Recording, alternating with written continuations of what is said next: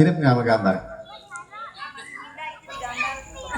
Itu gambarnya dimudahin kali sama Pak RT.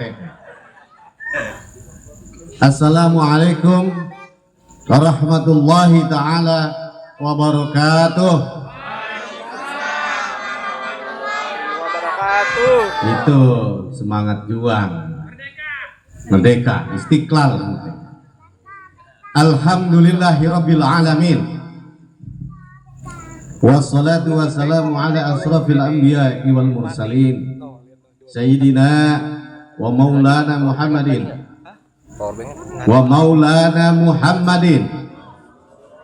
wa ala alihi wa sahbihi ajma'in. Ahmaduhu subhanahu wa ta'ala musalliyan ala nabiyil mustafa wa alihil mustaqmilina syarafa.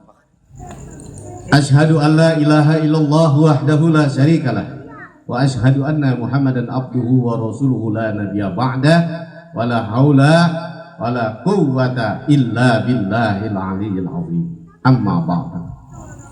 Qala Allah ta'ala fi kitabihil karim wa huwa asdaqul qailin. A'udzu billahi minasy syaithanir rajim. Bismillahirrahmanirrahim. Alhamdulillahilladzi anzala 'ala 'abdihil kitab wa lam yaj'al lahu 'iwaja. Sadaqallahul 'azim.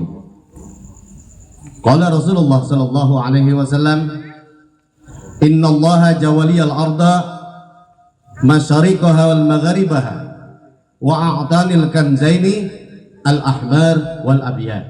Al-Fitan bab halaman 340. Yang saya muliakan para asatid, para mualim, yang saya cintai, para pengurus khususnya lingkungan RT 14 atau 11? RT 11 ya? Orang Jawa bilang 11 pendawa mijil, itu angka keramat ya. Kalau ada yang punya burung perkutut, buntutnya 11, yang punya katanya pendawa mijil. Orangnya katanya bisa dapat sakti, kata primbon begitu. Boleh percaya primbon apa enggak? Lihat-lihat dulu, boleh percaya boleh enggak. Nanti kita kupas. Para pemuda Karang Taruna, Bapak RT, RW, pengurus. Pak RW 2. Nah,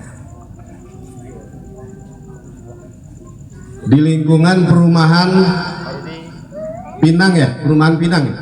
Ya, Sudimara Pinang. Sudimara Pinang. Para ibu-ibu sekalian yang dirahmati Allah Subhanahu wa ta'ala. Mudah-mudahan semuanya yang hadir diberikan kesehatan oleh Allah Subhanahu wa ta'ala, keberkahan, umur panjang di dalam taat dan istiqomah.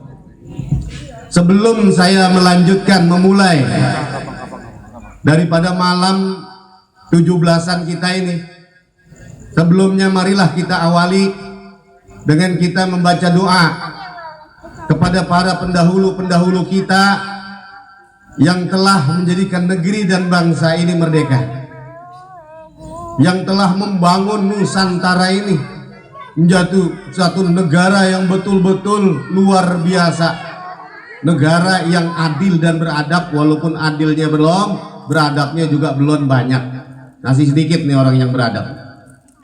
Padahal itu ideologi Pancasila kan begitu, manusiaan yang adil dan beradab. Marilah kita berdoa. Sebelum saya memulai nanti sedikit banyak, saya akan mengupas kenapa negeri ini yang begitu banyak kerajaan kok bisa menjadi republik dipimpin oleh presiden sampai sekarang. Padahal dulu ada kerajaan Pajajaran, Sri Baduga Maharaja Prabu Dewaniskala, kakek dayahanda daripada Prabu Silihwangi, Jakasuruh, kakek buyut dari Kanjeng Sunan Gunung Jati Syekh Sarif Hidayatullah Cirebon, ayahanda dari Sultan Maulana Hasanuddin Panembahan Sorosowan I. Yang jelas kita ada di wilayah Tangerang dan ada di wilayah Banten tentunya. Lah kenapa kok bisa? Ya nanti diceritakan. Cuma ya mungkin nggak lama karena mungkin ibu-ibu ya nggak bisa sampai malam, nanti sedikit walaupun sedikit kita bongkar supaya menumbuhkan rasa nasionalisme kita sebagai bangsa Indonesia. Oleh sebab itu marilah kita berdoa bersama-sama sebelum kita memulai. Saya membongkar daripada sejarah kemerdekaan dan nasionalisme yang sedikit banyaknya sekarang sudah mulai pudar, khususnya bangsa Indonesia, patriotisnya, nasionalisnya, bahkan agamanya sudah mulai sekarang dipecah-pecah sehingga menimbulkan kebingungan dan kerancuan dalam kehidupan beragama. Nanti akan dibongkar. Marilah kita membaca doa untuk para pemimpin-pemimpin terdahulu kita, juga saudara-saudara kita yang baru berangkat ke Tanah Suci di bulan haji ini. Mudah-mudahan semuanya saudara-saudara kita yang berangkat ke Tanah Suci diberikan kesehatan, umur panjang dan kembali ke tanah air, menemui keluarganya, membawa keberkahan dan keselamatan dan haji yang mabrur. Ala hazihi wa kulli niyatin sholihah wa ila hadratin nabi sallallahu alaihi wasallam. Saya ulillahi lahu al-fatihah. A'udzubillahi minasyaitonir rajim. Bismillahirrahmanirrahim. Alhamdulillahirabbil alamin. Arrahmanir rahim. Maliki yaumiddin. Iyyaka na'budu wa iyyaka nasta'in. Ihdinas siratal mustaqim. Siratal ladzina an'amta 'alaihim ghairil maghdubi 'alaihim waladdallin. Rabbighfirli wa liwalidayya. Bapak Ibu hadirin sekalian,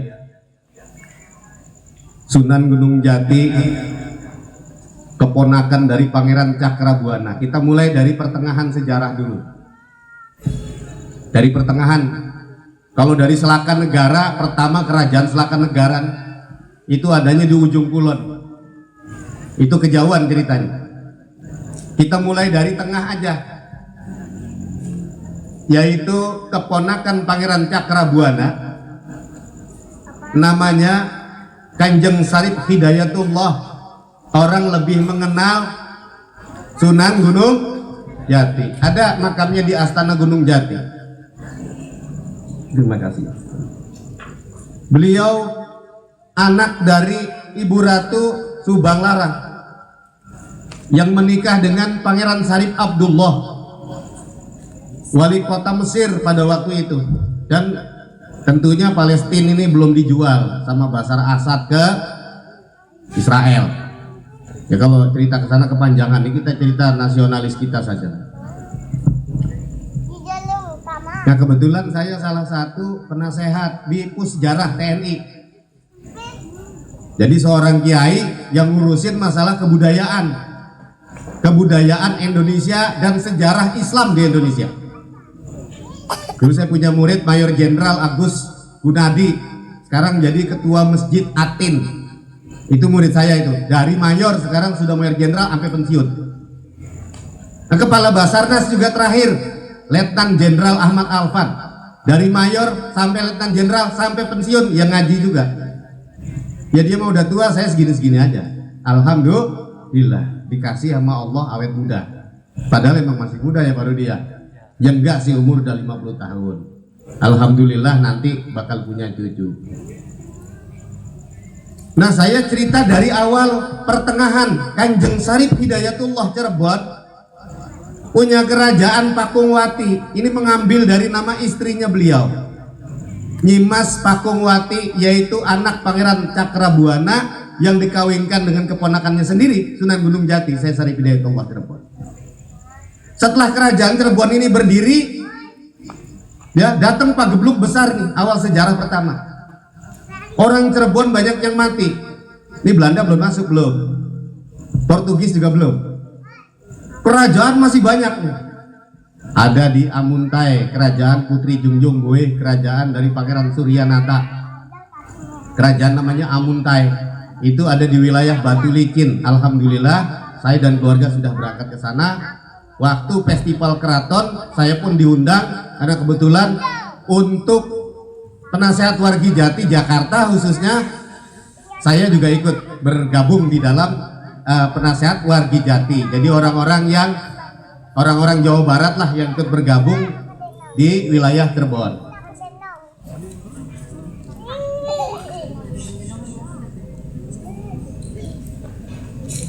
Nah, saya ngambil yang pertengahan. Terjadi pagebluk. Pagebluk itu apa ya Bu ya? Ada orang Jawa nih yang ngerti banyak pasti ya. Pagebluk itu adalah bencana kali ya. Bencana atau penyakit yang menyerang seluruh wilayah Kalau Jakarta ya Jakarta. Apa tuh namanya, endemik? Epidemi. Nah ini ada orang Sukopindo nih Pak Sartono, kebetulan beliau ngerti lah masalah itu.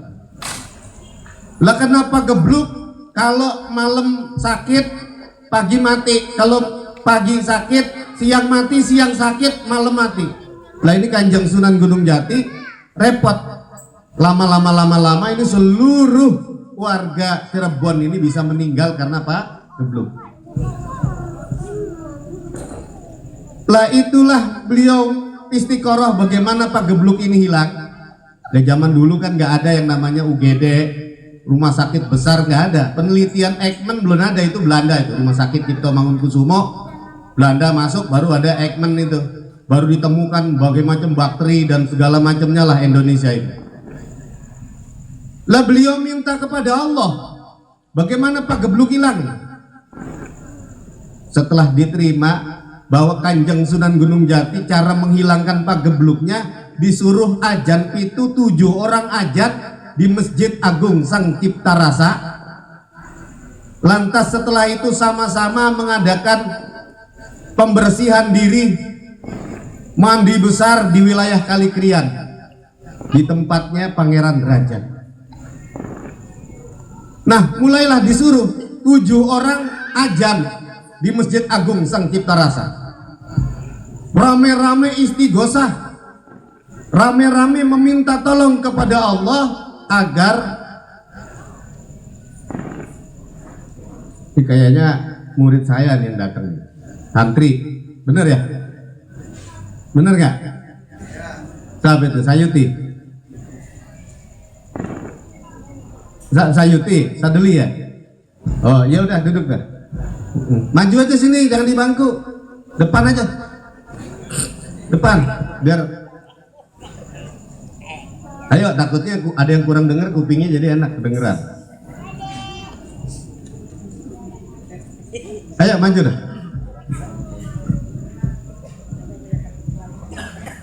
Nah tadi sampai di mana Bu? Ajan 7. Jadi Kanjeng Sunan Gunung Jati memerintahkan kepada 7 orang muridnya untuk naik ke menara Masjid Sang Cipta Rasa. Masjid Sang Cipta Rasa sampai sekarang masih ada Pak Bu, di wilayah Kesepuhan Cirebon. Ibu-ibu sudah pernah ke Cirebon belum? Nah karena kita tinggal di Banten, kita mulai dari pertengahan aja sampai nanti Belanda masuk ya, jadi enak ceritanya, jelas nih. Baru nanti ke Presiden, Piagam Jakarta, Tetek Bengek dah kita ceritain tuh. Ya gak lama sih, sebentar, biar paham dulu gitu ya. Jadi kita ambil yang pertengahan, bukan dari cerita Selakan Negara, kelamaan kejauhan itu. Sunan Gunung Jati ini di Cirebon, dan Masjid Agung Sang Cipta Rasa berdiri tegar sampai sekarang, adanya di wilayah Kesepuhan, desanya Mandalangen, wilayah Cirebon. Samping percis di Keraton Kesepuhan Cirebon ada masjid namanya Sang Cipta Rasa. Satu-satunya masjid yang di Indonesia namanya nggak pakai bahasa Arab, Bapak Ibu sekalian, pakai bahasa Indonesia, Sang Cipta Rasa. Nggak ada bahasa Arabnya, nggak ada. Padahal yang mendirikan waliullah, orang yang alim, orang yang ngerti berbagai macam disiplin ilmu di dalam kitab. Bukan hanya Sahih Bukhari, tapi berbagai macam keilmuan yang dia pahami.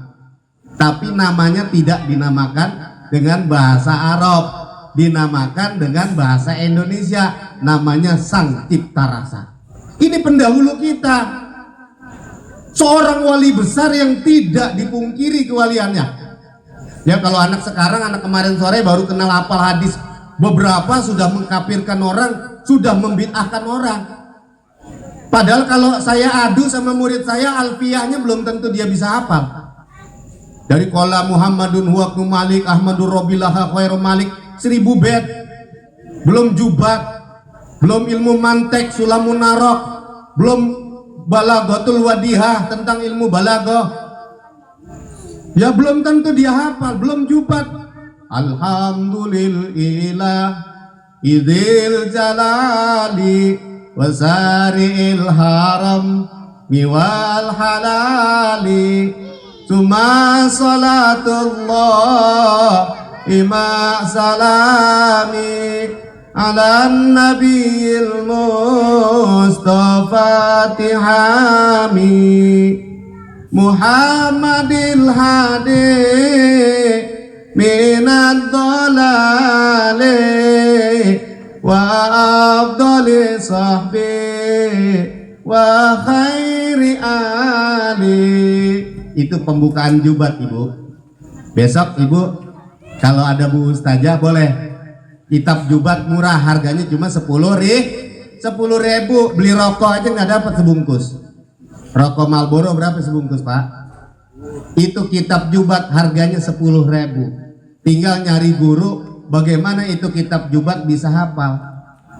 Itu Pak Ustadz, Pak Kiai, Pak Ajengan, itu apa isinya jubat? Isinya jubat itu ilmu fikih.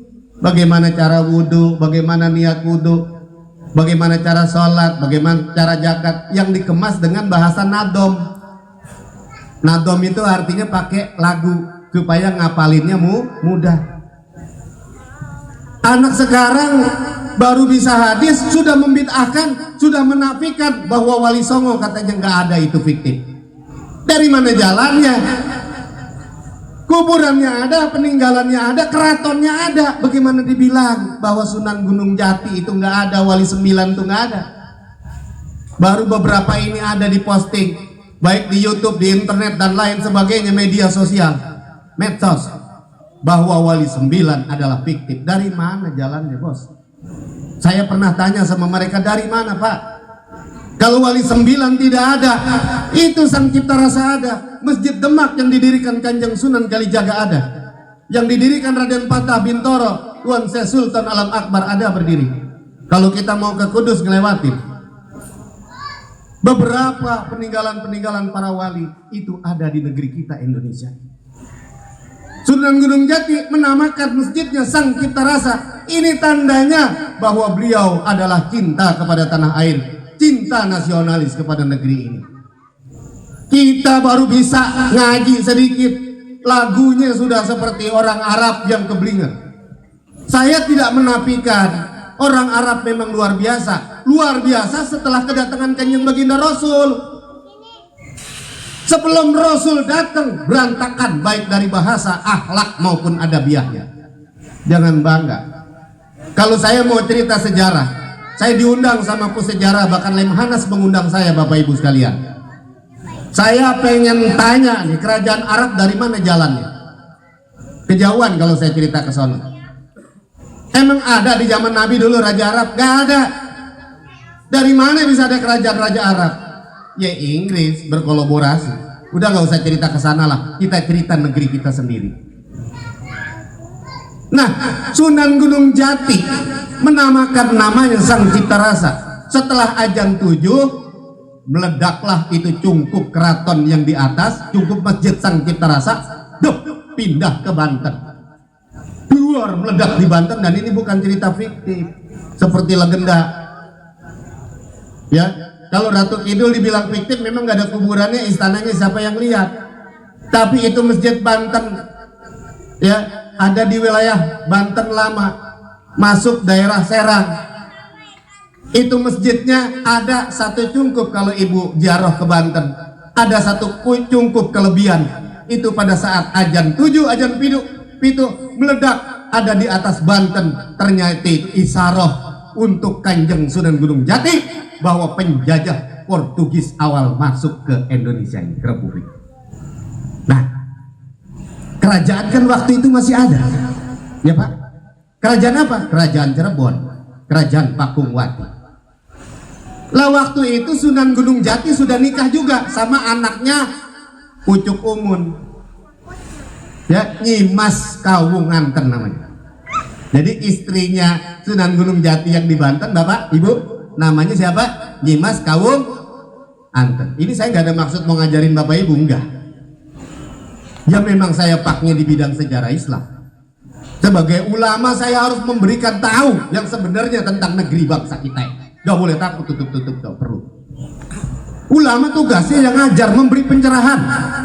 Lantas diikuti, ya alhamdulillah dia dapat hidayah. nggak diikuti, yo nanti tanggung jawab dewekan.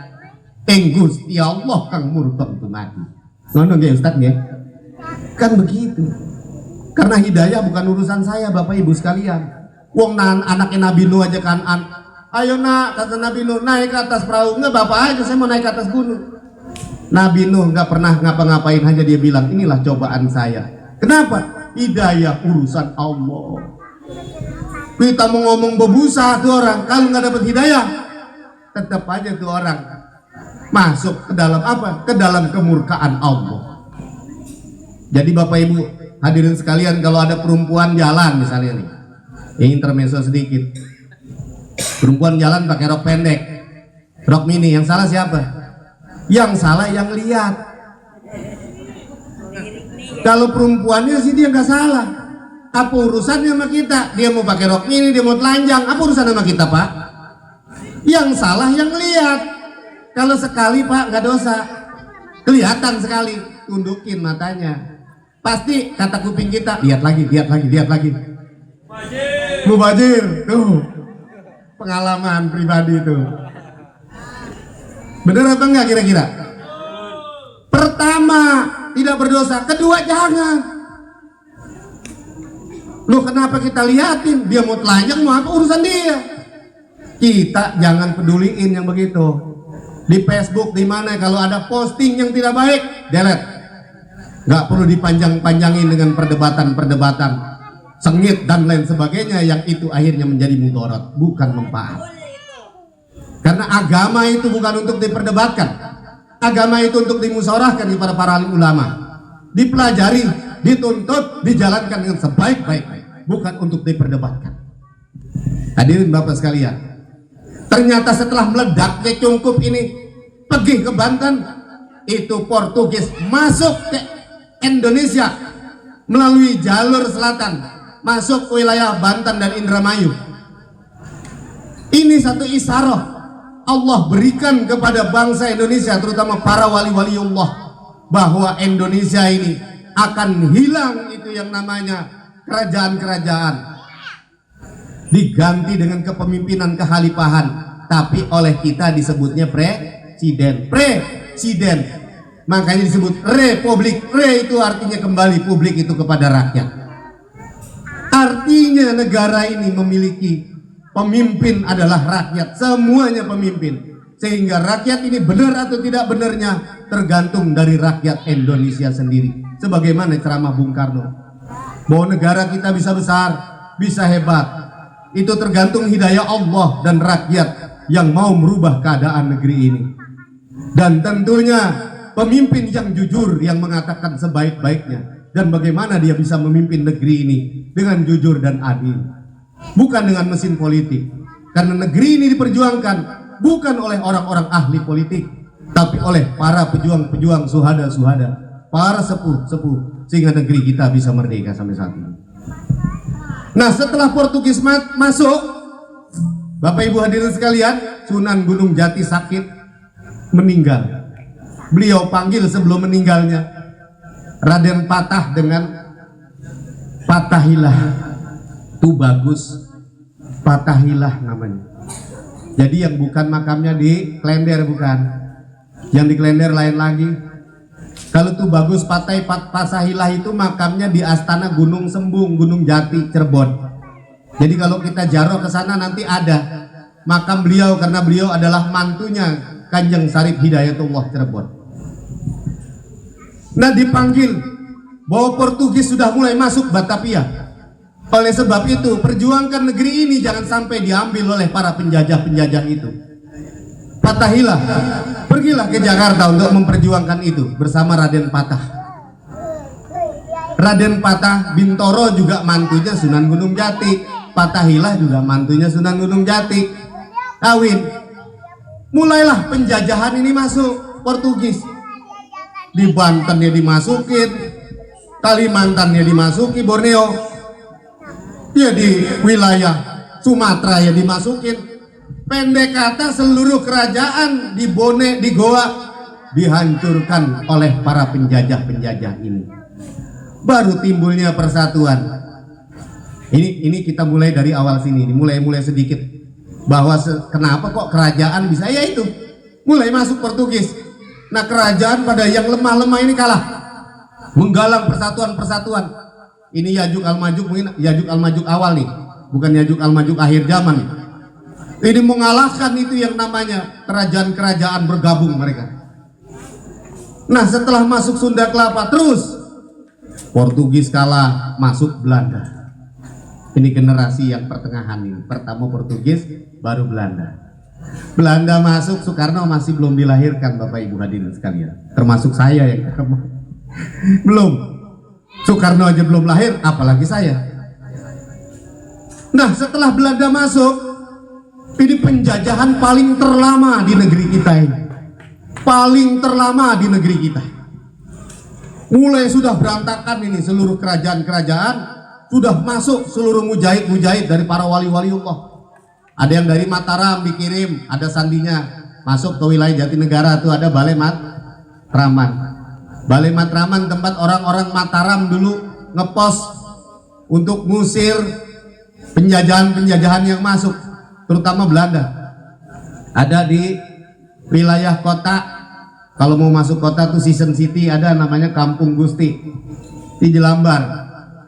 Ya, ada makam Pangeran Wijaya Kusuma, ada makam Tubagus Muhammad Arsadillah. Di sana tempat orang-orang Banten ngepos untuk ngusir penjajahan. Dulu bersatu. Bagaimana penjajah itu bisa hilang dari negeri kita, Bapak Ibu hadirin sekalian. Nah, sekarang penjajahan masuk ini setelah Pancasila berdiri nih, dijadikan ideologi. Orang bingung nih, Pak, kenapa nggak diterapkan hukum Islam aja waktu itu? Pak Ibu hadirin sekalian, waktu itu ulama datang, para begawan sang yang pendeta pun datang, dihadirkan oleh Bung Karno. Bagaimana negara kita ini dibentuk dengan ideologi apa? Piagam Jakarta 22 Juni waktu itu dibentuk oleh panitia 9, maksudnya 9 orang yang bentuk itu Piagam Jakarta. Artinya Piagam Jakarta ini, Bu, sebelum proklamasi diadakan persiapan kemerdekaan, dibentuklah kerangka anggaran dasar bagaimana kita bisa merdeka, dibentuklah itu Piagam Jakarta di daerah Pegangsaan 22 Juni. Bahkan sebelum City Amerika yang dibuat John F. Kennedy, kita lebih dulu telah membuat itu yang namanya Piagam Jakarta, bahwa dengan rahmat Allah maka seluruh penjajahan yang ada di muka bumi harus dihapuskan karena tidak sesuai dengan pri kemanusiaan dan pri keadilan. Ini dasar pertama. Ini Piagam Jakarta nih. Datang kolonel Jepang, petinggi Jepang, no, lu boleh aja dah jadi presiden ini, tapi jangan pakai rahmat Allah, ganti rahmat Tuhan yang maha, rahmat Tuhan. Kata Bung Karno, kalau gue lawan repot lagi, panjang, yang penting gue merdeka dulu dah. Kata Bung Karno, kalau dilawan panjang urusannya, yang penting merdeka dulu. Ya udah, akhirnya jadi dengan rahmat Tuhan yang Maha Esa. Tapi yang menang siapa? Umat Kenapa? Karena umat Islam yang jelas memiliki Tuhan yang Maha Esa, Allah Subhanahu wa Ta'ala. Ini Pancasila dibentuk dasar pertama ketuhanan yang Maha Esa. Sebegitu ruwetnya dibentuk ini. Bahkan setelah dibentuk merdeka pun Belanda masih masuk lagi. Di sini kelihatan ini antara Jenderal Sudirman sebagai TNI, sebagai tentara, dia tetap melakukan agresi militer di Yogyakarta. Waktu itu ada tentara komunis juga lagi datang ke Indonesia memperkuat barisannya. Ya, itu Belanda masuk lagi ke Jogja. Bung Karno menyusun secara politis sebagai seorang pemimpin bagaimana, militer kerja bagaimana dia mengamankan itu. Jenderal Sudirman, Pak, tetap kerja dia. Bagaimana mengamankan, dan di dalam kepalanya Jenderal Sudirman tidak kepengen dia jadi presiden. Yang bagaimana ini negeri ini aman dulu. Udah merdeka masih datang itu Belanda. Alhamdulillah itu Jenderal Sudirman bisa mengusir Belanda. Komunis pun bisa dikalahkan. Artinya komunis tidak menjadi pemimpin di negeri ini. Tetap Bung Karno jadi pemimpin di negeri ini. Bahkan begitu sulitnya zaman dulu sampai yang namanya Muhammad Hatta, Bu, itu mau mendapatkan dukungan internasional pergi ke New Delhi. Itu diam-diam dia nyaru. Jadi apa namanya kalau di kapal tuh ada kopilot gitu ya. Jadi ibaratnya awak kabin kapal pesawat, dia nyaru. Padahal seorang wakil presiden nyaru masuk kapal untuk pergi ke New Delhi untuk mendapatkan dukungan kemerdekaan dari Mahatma Gandhi. Kalau kita, pemimpin kita sekarang, kita mikir begini, Bung Karno nih misalnya. Sewaktu Bung Karno diundang sama Raja Arab, datang nih, diajaklah ke Madinah Bung Karno. Sampai kelihatan Masjid Nabawi, Masjid Nabi nih, Raja Arab bilang, Bung, ini Tuan Paduka, kita sudah sampai di Masjid Nabi. Mana itu? Kira-kira 100 meter. Kelihatan cukupnya, berhenti dulu. Dibuka bajunya Bung Karno, dibuka semuanya, dia cuman pakai kaos oblong doang, dipegang sama asistennya. Dulu asistennya namanya Mbah Sailan. Kebetulan Mbah Sailan ini temennya bapak saya, Pak. Bapak saya namanya Sajira, temennya Abah Sailan. Abah Sailan masih hidup sampai sekarang. Kemarin diwawancarai di Metro TV. Jadi Abah Sailan itu dari Cakrabirawa. Kalau sekarang itu polisi militer. Nah, namanya Abah Sailan kemarin diwawancarai di Metro TV. Abah Sailan ngikut, termasuk yang ngarang lagu Syukur. Lagu Syukur Ibu apal Kak? Dari yakinku teguh, hati ikhlasku penuh, terus akan karuniamu Indonesia merdeka. Terus apa lagi tuh? Indonesia pusaka, nah, syukur aku sembahkan kehadiratmu Tuhan. Ini yang mengarang habaib, yang mengarang ulama. Waktu itu ngikut sama Bung Karno. Setelah dibilang itu Masjid Nabi, Bung Karno lepas seluruhnya. Dia merangkak menuju makam Nabi. Lah Raja Arab aja yang dekat amat tiap hari ketemu Ka'bah, tiap hari ketemu sama makomnya Rasulullah, nggak pernah melakukan hal yang kayak begitu Bapak Ibu. Itu sampai sekarang ini negeri kita ini jadi berkah karena pemimpin kita yang dulu seperti itu.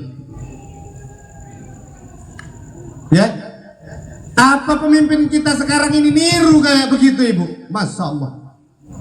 Kenapa saya sampai menggebu kayak gini? Saya belum menemukan pemimpin kita seperti itu. Jangan hanya disalahkan. Bung Karno bawa PKI, PKI sudah ada zaman dulu.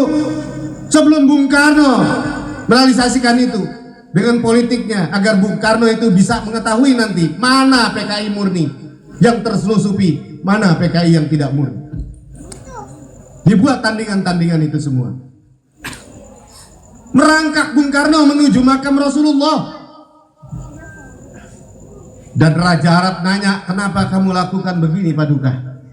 Kenapa kau lakukan wahai Presiden Republik Indonesia? Beliau adalah orang yang lebih tinggi derajatnya. Dari pangkat-pangkat kita, kita seorang presiden, bahkan kamu seorang raja. Beliau Rasulullah lebih tinggi daripada kita. Oleh sebab itu, saya lepaskan seluruh atribut saya. Saya merangkak di hadapannya. Allahumma sholli wa sallim wa barik alaihi. Apakah ada seorang pemimpin yang seperti itu saat ini? Coba kita berpikir sendiri. Maulid Nabi dilakukan di istana zaman Bung Karno. Maulid Nabi dilakukan di Istora Gelora Bung Karno, di Istora Senayan. Bapak yang lebih mengalami barangkali, yang usianya lebih, mohon maaf Bapak yang paling belakang mungkin ngalamin Pak, bahwa Maulid Nabi dilakukan di Istora Senayan dan siapapun datang, dan Bung Karno berceramah langsung, tidak diwakili oleh Menteri Agama, tidak. Karena presiden itu bertanggung jawab seluruhnya atas kemakmuran dan keberagaman bangsa Indonesia yang dipimpin. Bayangkan, kalau kita lihat sekarang ada Lemhanas nih, Lemhanas di Lembaga Pertahanan Nasional, minimal kolonel masuk ke sana. Kebanyakan dari TNI dan Polri, sipil pun bisa. Kenapa demikian? Supaya TNI Polri tahu bagaimana orientasi pemikiran sipil bila mana jadi presiden, jadi bupati, jadi wali kota. Ini jenderal tahu ini orang membelot akan menghancurkan Pancasila, atau sebaliknya dia akan membangun bangsa dan negeri ini. Bayangkan, kalau kita cerita ini panjang. Itu Bung Karno pernah suatu ketika ziarah ke makam Salahuddin Al-Ayyubi. Beliau ditanya oleh raja, "Tuan, apakah Tuan tahu ini makam siapa?" Bung Karno menjawab, saya tahu. Saya paham. Inilah pemimpin Islam besar yang menghancurkan seluruh kebatilan-kebatilan dan keserakahan manusia. Salahuddin Al-Ayyubi. Apakah kamu tahu juga apa yang dilakukan? Tahu. Saya membacanya dan saya mempelajarinya. Beliaulah orang yang pertama-tama mengadakan Maulid Nabi bukan untuk bid'ah, tapi untuk menyemangati perjuangan hidup umat Islam. Jadi Maulid itu untuk apa? Untuk menghidupkan jiwa Rasul di tubuh orang Islam. Setelah pulang dari sana, Bung Karno mikir, bener juga. Kita memperingati Nabi, wong Nabi itu nggak pernah mati. Kalau manusia mati mah enak Pak. Kita berbuat jahat aja semau-maunya dah. Ya, kawin jangan 4, 100 kalau perlu kita istrinya, nggak usah kita kasih nafkah. Ya, orang salah kita bunuh aja udah. Kenapa? Manusia mati. Udah mati kelar. Begitu Pak Sartono? Begitu Pak Rudi? Pak RT? Orang mati selesai. Orang mati nggak selesai. Semakin urusannya panjang. Yang selesai mati tadi, tikus lewat, mati selesai. Ibu kesel nih, di rumah banyak tikus, ibu jebak tuh tikus, mati, kelar urusannya. Nggak rame. Tapi orang mati nggak kelar, hati-hati. Semakin dia mati, semakin dia hidup, karena dia harus mempertanggungjawabkan apa yang sudah dia perbuat di dunia. Kita sekarang bisa ngomong, ya itu mah urusan ntar tapi kita jalanin Pak. Kita nggak tahu kapan waktunya kita dipanggil oleh Allah Subhanahu wa Ta'ala. Kalau yang manggil Allah, kalau yang manggil setan bagaimana? Mati tapi panggilan setan. Ada dua nih, mati panggilan Allah dengan mati panggilan setan tapi izin Allah. Mati panggilan setan Bu, Pak, kan repot. Izin Allah, nggak ada orang mati kalau bukan izin Allah. Tapi panggilan setan. Dengan mati panggilan Allah dikasih rofa. Kalau di dalam Al-Quran, aina matakunu yudrikumul maut, mautu pakai domah kalau dalam ilmu tajwid. Kalau ilmu nahu rofa namanya. Farfa bidomin wansiban batahan wazur kasran kazikrullahi abdahul yasur. Rofa dengan domah sama. Alfiyah itu bab murabi wal mabni. Jadi pakai rofa tuh. Aina matakuni yudrikumul mautu. Di mana saja kamu berada, kamu pasti bakal dijemput oleh mati. Berarti manusia ini nggak bisa kita mengatakan antara aja dah. Kita nggak usah mikirin mati dah. Waktunya mati ya mati, nggak bisa begitu Pak Ibu. Karena kita nggak tahu sampai kapan napas kita ini habis dan berhenti. Sampai kapan umur kita ini kita tidak pernah tahu. Kalau tikus mati selesai, tapi manusia mati semakin panjang urusannya. Bung Karno belajar dari Salahuddin Al-Ayyubi. Setelah beliau ziarah ke makam Salahuddin Al-Ayyubi, ini Salahuddin ini panglima besar yang mengalahkan perang salib. Perang salib juga bagi orang-orang yang Nasrani jangan disalahkan ini perbuatan orang Kristen, bukan. Ada motivasi lain yang ingin menguasai dunia. Dan sampai kapanpun perang salib itu akan diakhiri sampai akhir zaman. Sampai kiamat kubro, cuma namanya aja lain. Basar Asad jual Palestina, ke Yahudi sekian ribu juta US dollar. Dulu bukan US dollar, rial. Basar Asad terus, Rifail Asad, semua terus. Tidak mungkin lah Jakarta dijual sama Jokowi, nggak bisa, punya rakyat. Ya rakyat ngamuk lah. Dia minta pembebasannya karena ini bukan Pak Jokowi kok. Ini punya rakyat, kenapa dijual sama dia? Pulau dijual sama pemerintah, ya nggak bisa. Pulau rakyat kan republik punya, publik punya rakyat, kenapa lu jual? Ya rakyat bener, dia minta dong. Nah, itu kan jadi repot. Tanah suci yang diperdebatkan. Dari mulai dataran Gulang sampai ke ujung Masriknya Bethlehem, ujung timurnya, bayangkan. Sampai ke Indonesia. Itu terus berkembang. Dan sekarang Bapak Ibu, sekarang nih kita, nah tadi yang pertengahan, sekarang kita masuk generasi yang sekarang. Generasi yang kacau di dalam adabiah dan pemikiran. Bahkan agama pun diadu, Bapak Ibu hadirin sekalian. Bayangkan, agama diadu. Kenapa? Sekarang sudah 3 kekuatan unsur tarik menarik. Religius fundamentalis, sosialis komunis, demokrasi liberalis, serta kapitalis yang dibungkus keadilan. Tahun 1992 saya bareng dengan Pak Agustadi Sasongko, waktu itu beliau Pangdam Jaya. Ya. Saya ikut beliau. Ini demi Allah, waktu itu di Cilangkap. Saya diundang. Karena kebetulan saya kalau ada yang tentara malah enak ngomongnya. Saya di Cilangkap lama ngajar. Di Pas Pampres juga saya ngajar, lama 5 tahun saya di Pas Pampres ngajar. Di Cilangkap 5 tahun ikut Pak Agustadi, Pak Agus Gunadi. Itu Aspes waktu itu. Pak Agus tadi Sasongko adalah Pangdam Jaya waktu itu, Pak ya. Pangdam Jaya. Beliau mengatakan bahwa Indonesia ini sudah tarik menarik. Kepentingan daripada sosialis komunis,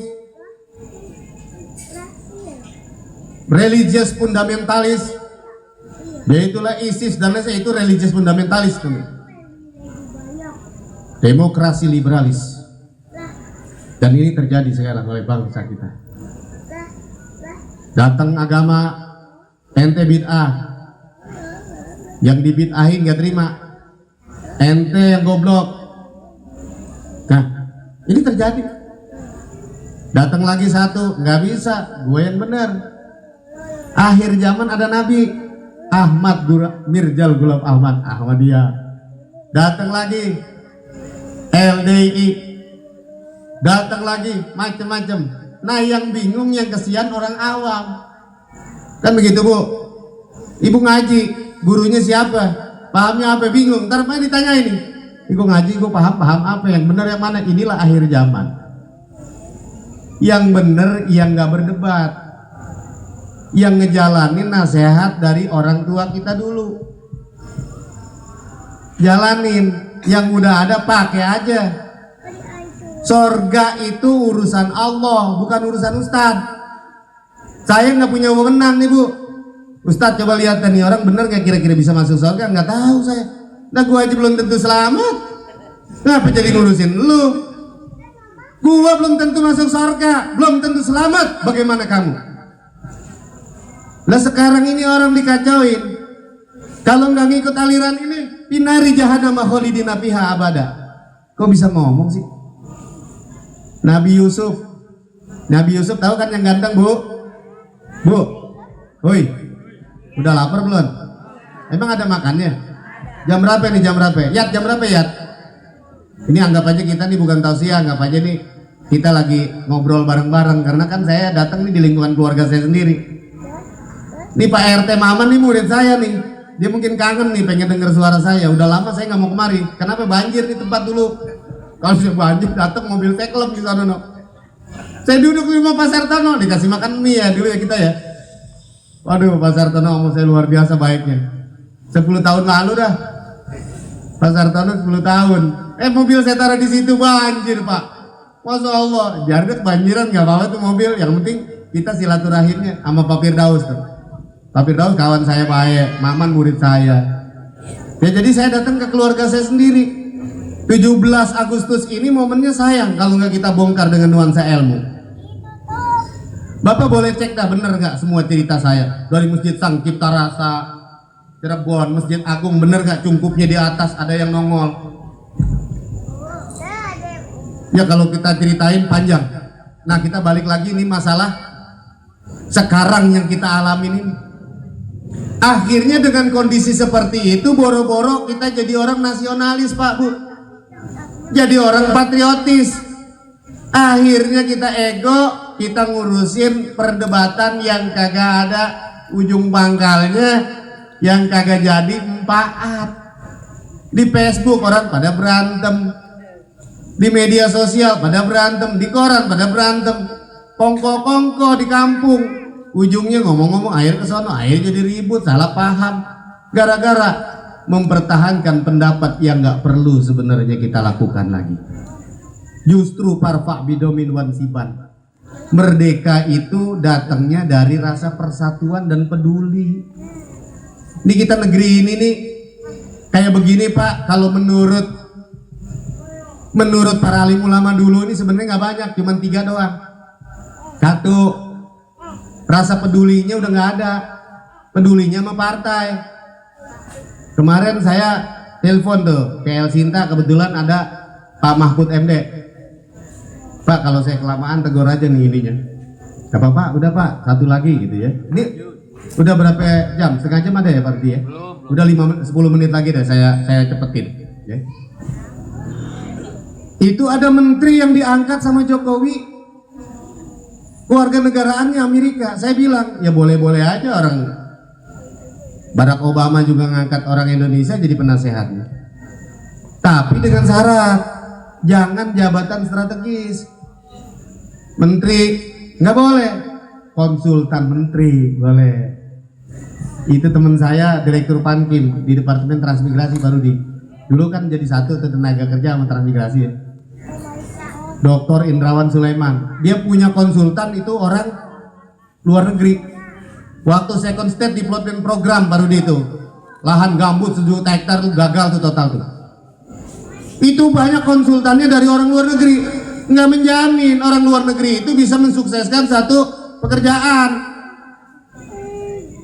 Ya boleh-boleh saja orang Amerika ya punya jabatan di Indonesia, tapi jangan jabatan strategi, tidak jabatan presiden, tidak jabatan menteri. Kalau dia mau jadi RT boleh Mas Mamat, orang Amerika mau jadi RT bagus, nggak apa-apa, tapi jangan menteri, jangan presiden.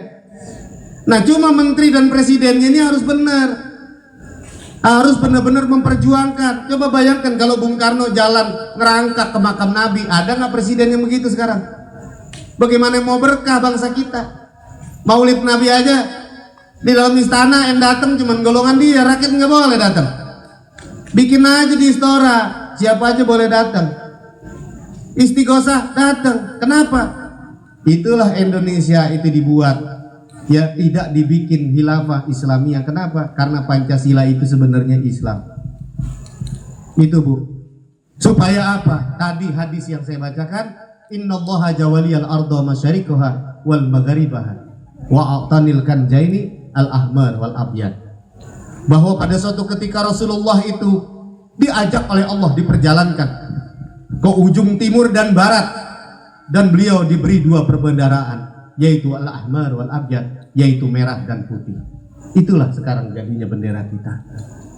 Dan ini bendera merah putih tidak dibuat begitu saja Pak, tidak begitu saja warnanya merah putih, tapi memiliki suatu filosofi, kajian-kajian yang luar biasa, dan diambil dari Sahih Bukhari 340 di dalam kitab Al-Fitan. Saya bacakan ulang, innallaha jawaliyal arda masyariqaha wal magharibaha wa a'tanil kanjaini al-ahmar wal abyad. Boleh dibuka di Google, Al-Fitan 340. Nanti keluar itu. Kalau buka kitabnya kelamaan 340 kan ketebelan Pak Sartono. Artinya bahwa Rasulullah diperjalankan pada satu tempat di timur dan di barat. Beliau dikasih satu pusaka, yaitu yang berwarna merah dan putih. Dan di sanalah innal baladuna, bahwa nanti di sana satu negeri itu Islam akan kokoh dan besar, dan Islam akan dijaga di negeri itu. Inilah Indonesia. Habib rame-rame datang nih karena dia pintar, dia tahu datang dari Yaman ke Indonesia. Tapi saya mohon Bib, ya kan, hargai juga budaya bangsa Indonesia, sebab saya Habib juga. Kakek buyut saya nyambung nasabnya 43 ke Rasulullah. Jangan pakai Habib, nggak enak. Takutnya apa? Kelakuan saya masih bejat, Bu. Masih belum benar saya jadi manusia. Barang-barang kali saya masih ngomelin istri saya masih belum ridho sama saya belum benar. Tapi kalau saya bacain silsilah sama saya Al-Haddad juga. Siapa yang bilang saya bukan Habib? Jelas silsilah saya dari Sultan Maulana Hasanuddin, bahkan saya langsung dari Idar Mandiri Kulon Sangyang Sirah ke 43. Boleh pakai itu bagus, boleh pakai Raden. Kenapa? Boleh ente bawa Arab nih negeri ke sini, tapi budaya Indonesia jangan ente habisin acak-acak. Ya jangan ente bilang keris ini haram. Iya, keris haram kalau disembah. Semua yang disembah selain daripada Allah haram hukumnya. Kuburan ente bid'ah haram. Ya iya bid'ah haram kalau kuburan disembah. Tujuannya untuk apa? Untuk bertakwa. Tapi ternyata kita masih menimbun makanan dan tidak punya rasa peduli. Artinya apa? Persatuan belum ada. Tapi kalau kita benar-benar peduli, bersatu, nah inilah sila yang ketiga. Yang keempat, kerakyatan yang dipimpin, yaitu zakat dan haji. Kalau di dalam perwayangan seperti Nakula dan Sadewa. Kenapa Indonesia tidak dibentuk khilafah Islamnya secara langsung? Karena negeri ini sebenarnya dulunya bukan Islam, Hindu. Selatan negara, Kerajaan Amuntai, Bung Karno luar biasa. Beliau bisa saja waktu itu ngengkel, ya. Pos Cokroaminoto gurunya jadi lawan, mau dikawinin sama anaknya dia kabur, gua nggak mau, ya kan. Timbullah akhirnya DI itu, DI, ya Kartosuwiryo, dia sakit hati. Lu udah perjanjian sama gua Piagam Jakarta, dengan rahmat Allah kenapa jadi Pancasila? Pancasila nih, Bang, kata Bung Karno, ini Islam. Supaya kita nggak gampang diserang, karena bendera kita ini di dalam hadis Al-Fitan, Bang, itu ada rekaman.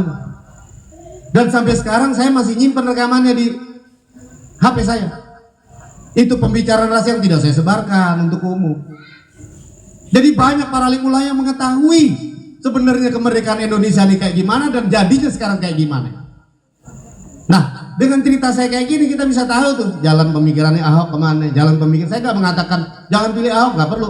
Saya ceritain kayak gini, nanti Bapak yang milih sendiri. Jujur aja. Mau bener ya buat dia, kan dia jujur bisa ngelihat. Bener gak Pak Sartono? Lu milih dia kira-kira bener apa enggak, kan lu tahu nih. Ya kan? Silakanlah pilih sendiri-sendiri. Karena apa? Saya ceritakan yang sebenarnya. Nah sekarang orientasi yang saya bilang tadi, demokrasi liberalis, kayaknya pemimpin sekarang begitu. Bisa. Sosialis komunis bisa juga, karena kom dan isme. Koma dan isme artinya ladang apa segala macam, dan itu panjang lah kalau kita jabarkan. Oleh sebab itu nasionalis yang dibangun oleh Bung Karno adalah nasionalis rasa peduli kepada bangsa dan negeri ini, tidak menghapuskan budaya, tidak menginjak-injak budaya. Ada yang mengatakan bahwa keris itu haram. Haramnya dari mana? Saya mau tanya sama ulama yang mengatakan keris itu haram, dari mana haramnya? Kalau keris itu disembah, kalau kuburan itu bid'ah haram. Iya, kalau kuburannya disembah. No, seperti di Gunung Wilis, datang ke sana jelas minta tutup kalau begitu. Tapi kalau kita datang ke makam Bung Karno, datang ke makam Bung Hatta, datang ke makam Wali Sembilan, tidak. Itulah datang sekarang mau menghancurkan negeri kita ini dengan berbagai macam isme. Oleh sebab itu Bu, terakhir sebelum saya tutup tausiah saya ini, pengajian malam 17-an kita ini, hati-hati, kencengkan ikat pinggang dalam arti persatuan dan kesatuan jangan ditinggalkan. Nih kayak gini kan kompak nih. Jangan kalau kita mendapat suatu keganjilan, ibu selesaikan sendiri, musyawarahin rame-rame lagi. Panggil ulama yang benar. Ulama yang benar ya panduannya juga harus benar, nggak satu doang. Sahih Bukhari, Muslim, Sahih Bukhari, ya nggak bisa begitu. Ya kitab itu banyak, hadis itu banyak, luar biasa. Ya Indonesia ini luas kultur. Ada yang bilang hubul watan minal iman bukan hadis. Aneh ini kiai ustaz. Dia bilang hubul watan minal iman itu bukan hadis, itu kalam ulama. Aneh. Hubul watan minal iman itu cinta tanah air bagian dari iman. Itu hadis Rasul sahih, itu derajatnya mutawatir, muttafaqun alaih. Muttafaqun alaih itu hadis sahih Bukhari. Hanya Islam yang mengajarkan cinta tanah air, tidak ada agama yang lain. Oleh sebab itu Bu, sekarang nasionalis sudah dihancurkan. Anak-anak kita sudah tidak mengenal lagi yang namanya lagu Indonesia Raya, itu udah kurang. Sudah tidak kenal lagi yang namanya pejuang. Bung Karno itu nggak pernah dia tahu. Bung Hatta apalagi. Oleh sebab itu jangan lupa ajarkan anak-anak kita nasionalis, jiwa patriotis. Patriotis, nasionalisme inilah yang dibakar oleh para pendahulu-pendahulu kita. Tangerang, Pak RT, Pak RW nggak mungkin bisa nempatin di tempat kalau bukan Nyimas Melati, Nyimas Gemparan, kalau bukan Kiai Haji Tubagus Ahmad Hatib berjuang, Kiai Haji Tubagus Buang yang berjuang, nggak akan jadi nih wilayah Tangerang. Kenapa? Dikuasai sama Portugis, dikuasai sama Belanda. Oleh sebab itu sekali waktu, apa salahnya kita bertawasul, kita kirim Fatihah kepada beliau. Jangan dengerin orang-orang yang bilang kita baca Fatihah untuk orang yang udah nggak ada, itu bid'ah. Nggak ada itu ikutan nabinya. Siapa yang bilang? Ya. Sebelum saya tutup, saya buka bahwa hadis Nabi itu 3. Yang pertama kaulun, yang kedua af'alun, yang ketiga takrirun. Kaulun itu ucapan Nabi. Apa yang disampaikan oleh Nabi seperti tadi, hubul watan minal iman, utlubul ilma minal mahdi ilal lahdi, talabul ilmi walau bisin. Itu hadis Nabi. Langsung dia ucap. Yang kedua takrir. Takrir ini ketetapan dari para sahabat. Rasulullah nggak memerintah. Seperti contohnya azan. Azan itu bukan perintah Nabi. Bahkan Nabi pun bingung bagaimana memanggil orang sholat. Apa pakai lonceng? Kalau lonceng ikutin orang di luar Islam. Apa pakai beduk? Dalam kondisi bingung, sahabat mengatakan, saya bermimpi ya Rasulullah, naik ke atas, Allahu Akbar, Allahu Akbar. Kata Rasul, lakukan seperti itu. Siapa yang lantang suaranya? Bilal, lakukan seperti mimpinya sahabat ini. Ini takrir. Bukan Rasulullah yang dapat wahyunya, sahabat. Tapi Rasulullah izinkan untuk dilakukan itu. Pada suatu ketika juga sahabat lagi pada makan daging biawak. Lagi makan biawak tuh. Ya. Lantas Rasulullah ada, ditawarkan Rasulullah nggak mau. Tapi Rasulullah nggak mengatakan haram. Karena waktu itu darurat, tidak ada makanan. Jadi biawak itu ada tentang pendapat tentang masalah haram atau tentang masalah mubah atau tentang makruh. Jadi itu tidak perlu dipertentangkan karena ada beberapa pendapat ulama.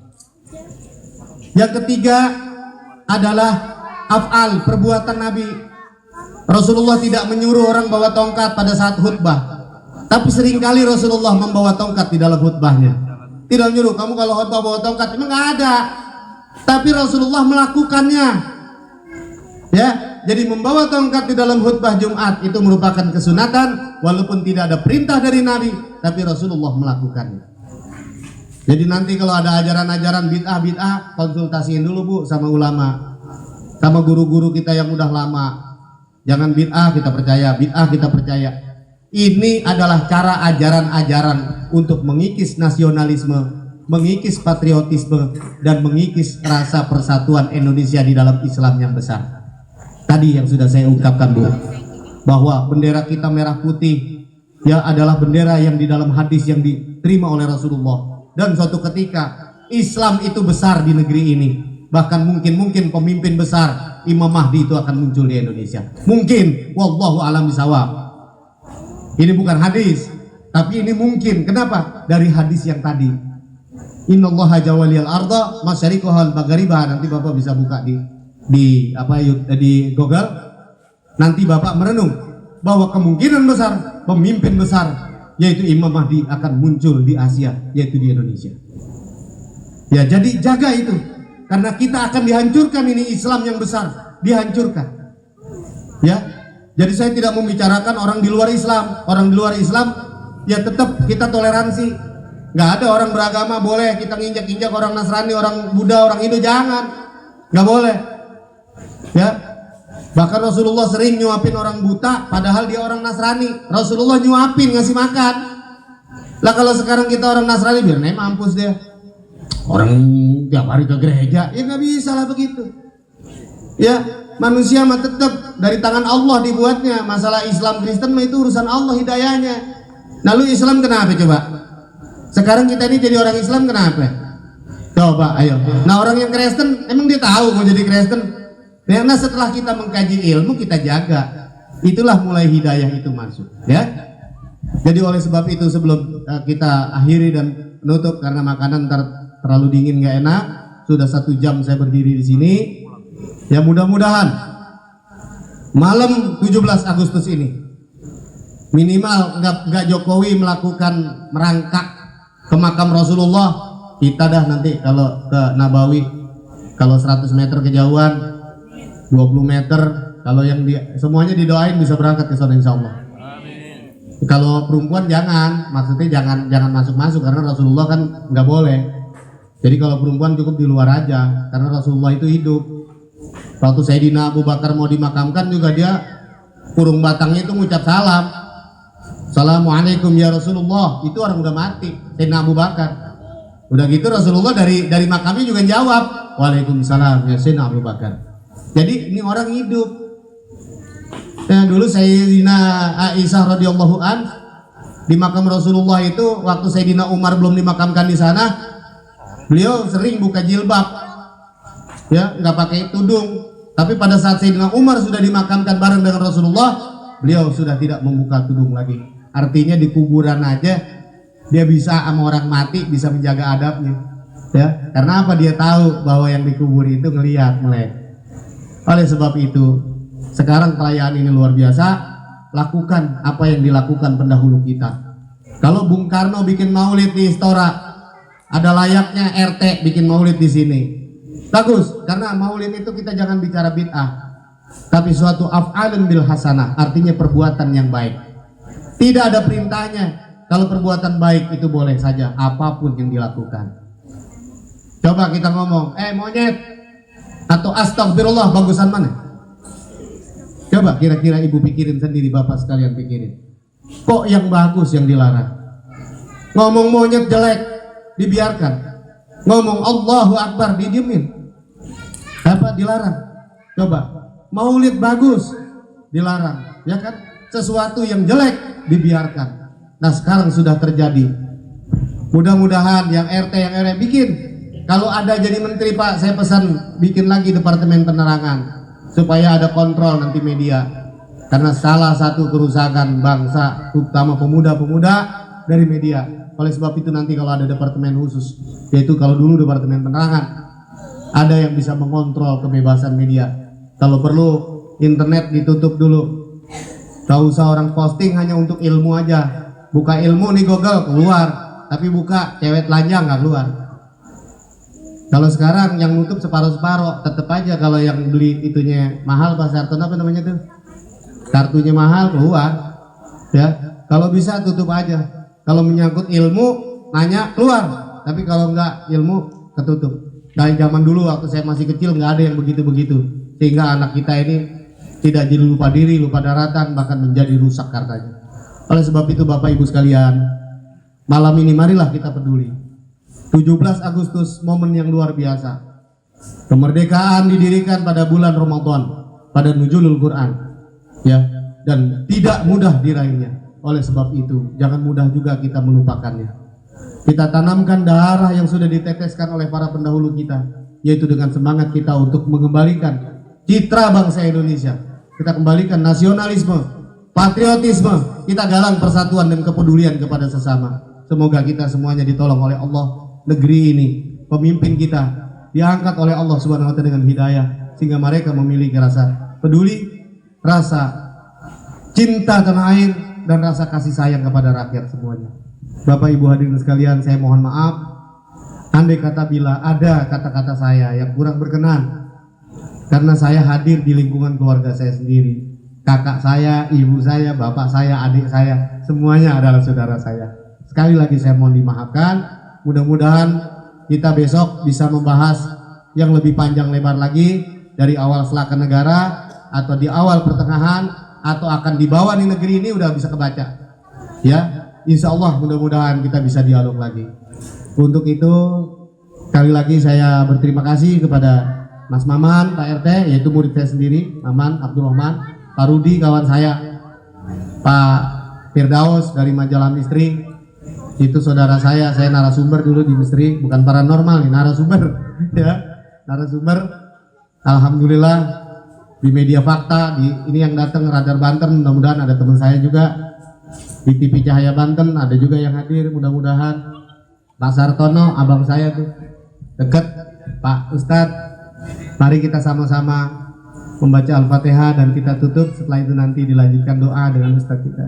Ala hazihi likulli niyatin shalihah, Al-Fatihah taliniyatin qabul wa tamamin kulli sulum ma'muli sholahi sani dhahiran batinan dafi'atan likulli sari jalibatan likulli khair lana wa li ahbabina wa lidin wa li masyahina bidin wa dunya wal akhirah wa ala niyatin afiyah innallaha yaghfiruna qalibana ma'atuq wal afafa wal huda ala dinil islami wal iman bila mihnati wal imtihan bihaqi sayyidina uladin anu bikulli niyatin shalih ya Allah wa ila hadratin nabi sallallahu alaihi wasallam ila hadrati sahabati rasulillah ya arba'ati imatil mujahidin sadatina Abi Bakri wa Umar wa Utsman wa Ali radhiyallahu anhum wa summa ila arwahihim wa abaihim wa ikhwanihim wa azwajihim wa zurriyyatihim wa jaddatihim wa ahlil baitihim wa tabi'in wa ila hadrati Sayyidina Al-Hasan wal Husain wa Sidina Ali Zainul Abidin wa ramallahu jawasina Imam Muhammad Al-Baqir wa Imam Ja'far Shadiq wa silsilati nasab juriyati Rasulullah sallallahu alaihi wasallam ajma'in wa ila hadrati arba'atil mazhab Imam Maliki Hanafi Hambali wa Imam Syafi'i wa Imam Nawawi bin Umar Tanara Al-Bantani wa Imam Ja'fari wa ila hadrati khususon Bung Karno juga Bapak Hatta dan para pendahulu kami khususon Sultan Banten Sarip Maulana Hasanuddin Panembahan Sorosowan, juga para pejuang-pejuang yang telah memperjuangkan untuk wilayah Banten dan Tangerang. Saya ulillahi lahu Al-Fatihah. A'udzubillahi minasyaitonir rajim. Bismillahirrahmanirrahim. Alhamdulillahirabbil alamin. Arrahmanirrahim. Maliki yaumiddin. Iyyaka na'budu wa iyyaka nasta'in. Ihdinas siratal mustaqim. Siratal ladzina an'amta 'alaihim ghairil maghdubi 'alaihim waladdallin. Mari kita membaca istighfar dulu sebelum saya turun. Astaghfirullahaladzim. Ayo. Astaghfirullahaladzim. La ilaha illallah. La ilaha illallah. La ilaha illallah. La ilaha illallah. La ilaha illallah. Wallahu muwaffiq ila aqwamit thoriq. Billahi taufiq wal hidayah. Assalamualaikum warahmatullahi wabarakatuh.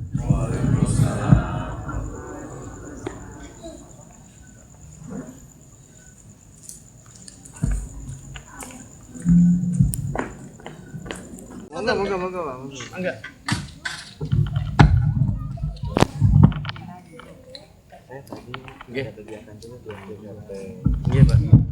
Assalamualaikum warahmatullahi wabarakatuh. Bapak Ibu jemaah sekalian, mari kita doa kepada Allah Subhanahu wa taala dan berdoa musuh. Jadi sa'ala ka ibadi wa inni qareeb ujibu da'wata da'i da'a falyastajibu li. Apa kita lakukan pada malam hari ini, mudah-mudahan insyaallah yakin insyaallah ridho untuk kebaikan dan mudah-mudahan bisa berkelanjutan tahun demi tahun, dan apa yang kita lakukan mendapat ridho Allah Subhanahu wa taala. Terlebih kita mudah-mudahan semua mendapat ilmu nafi dari guru kita, yaitu Ya Haji Raden Surya Agus. Luar biasa. Alhamdulillah saya hari ini dapat tausiah tentang ngaji yang luar biasa. Lahadini al-hukuluna fi sahih fi hadal maqsud bi ridaillahi ta'ala. Al-Fatihah. A'udzubillahi minasyaitonir rajim. Bismillahirrahmanirrahim. Alhamdulillahirabbil alamin. Arrahmanirrahim. Maliki yaumiddin. Iyyaka na'budu wa iyyaka nasta'in. Ihdinas siratal mustaqim. Siratal ladzina an'amta 'alaihim. Allah karim ya rahman rahim hamdan syakirin hamdan amin hamdan yuafi ni'amahu yukafi mazidah ya rabbana lakal hamdu kama yanbaghi jalal wajhikal karim wa 'azimi sultanik Allahumma salli wa sallim ala sayyidina Muhammadin salatan tundina biha min jamil mihan wal ihan wa huwal baliyat wa fil mika salatan bi dawami mulk Rabbi ya Allah sahil umurana wa hassil maqasidana sahil umurana wa hassil maqasidana wa balighna ilaika ya Allah ya Rahman ya Rahim Allahumma ighfir lana dzunubana wa walidina masyayikhina bil huquqil wajibati alaina wa li jami'il muslimin wal muslimat wal mu'min wal mu'minat al ahya'i minhum wal amwat innaka qaribun mujibud da'wah Rabbana ya Allah la tada' lana dhanban illa ghafarta wa la daynan illa adayta wa la maridan illa shafaita wa la tiflan illa rabaita wa la faqran illa hnaita wa la hajatan min hawaid dunya wal akhirah illa qadaitaha wa sayyartaha Allahumma ij'alna waladana dzurriyyatana wa azwajana wa ahlana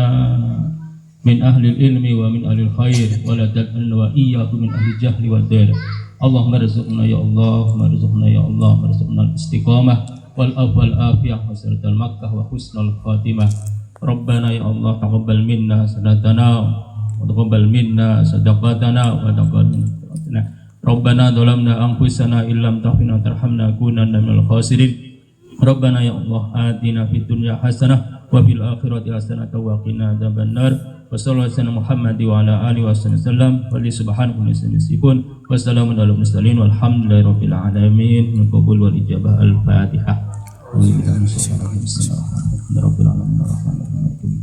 iyyaka na'budu wa iyyaka nasta'in ihdinas siratal mustaqim siratal ladzina an'amta 'alaihim ghairil Assalamualaikum warahmatullahi wabarakatuh. Waalaikumsalam.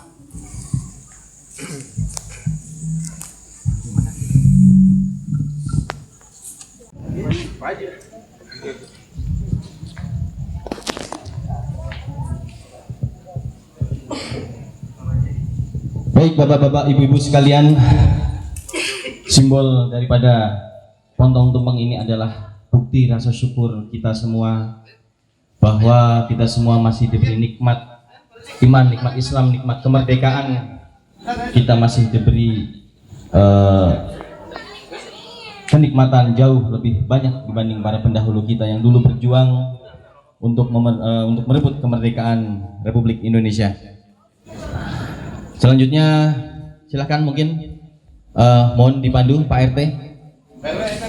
Pak RW silakan. Pak RW silakan Pak.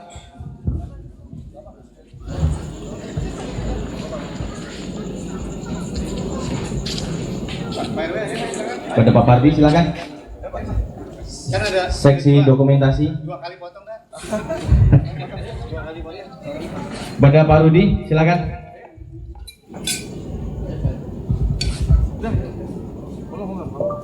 Ya, bismillahirrahmanirrahim.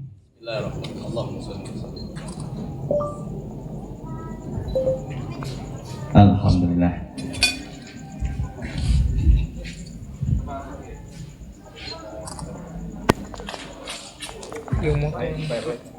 Semoga Allah memberikan hidayah dan pangkat serta derajat dunia wal akhirat. Amin. Amin amin ya Allah ya rabbal alamin. Satu lagi PR.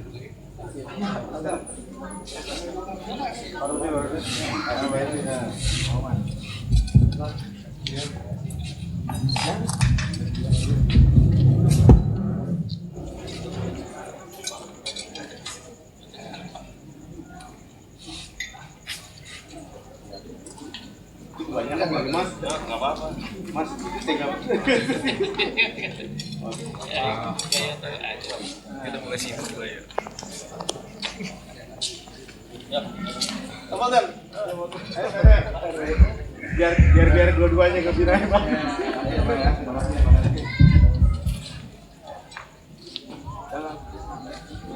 Mungkin foto bersama silakan. Foto bersama.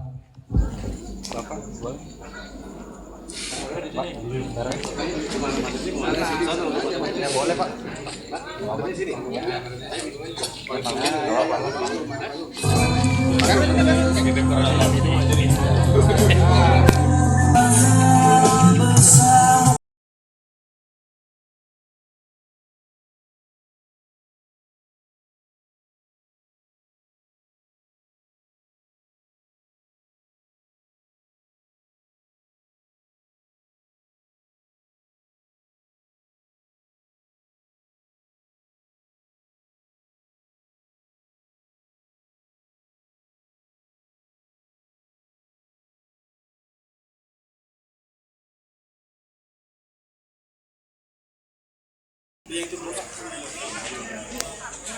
Saya.